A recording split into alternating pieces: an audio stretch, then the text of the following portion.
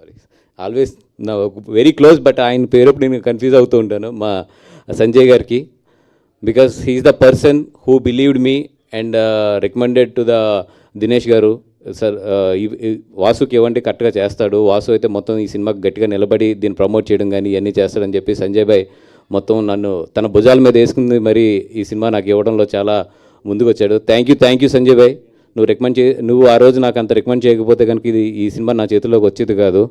And మన దివ్యాంష్ గారు కానీ వీళ్ళందరూ కూడా డే అండ్ నైట్, ఎందుకంటే వాళ్ళు చాలా కార్పొరేట్ సిస్టంలో పనిచేస్తారు.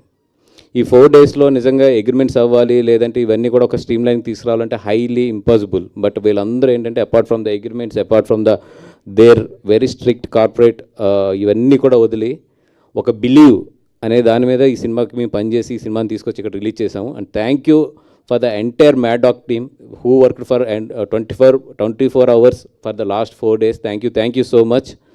అండ్ ఇది థ్యాంక్ యూ మీట్ కాబట్టి చాలామందికి నేను నిజంగా ఈ స్టేజ్ నుంచి ఈ సినిమాకి రాత్రి పగల్లో పనిచేసిన వాళ్ళకి కొంతమందికి ఎస్పెషల్లీ మెయిన్ వాళ్ళకి అయితే మాత్రం నేను డెఫినెట్గా నేను అక్నాలెడ్జ్ చేయాలి.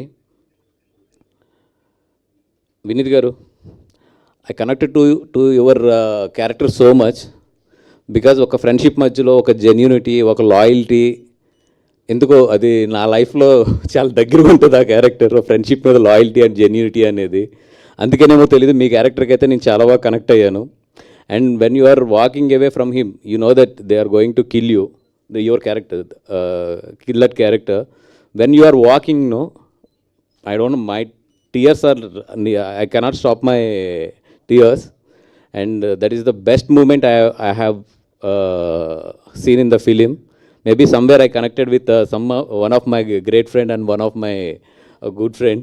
And I was so emotional on that, especially on that portion. Thank you so much, sir. And the way you look in the film and the way you look outside is very different. That's why it took for me a few seconds to recognize you here. Yeah. That's the compliment.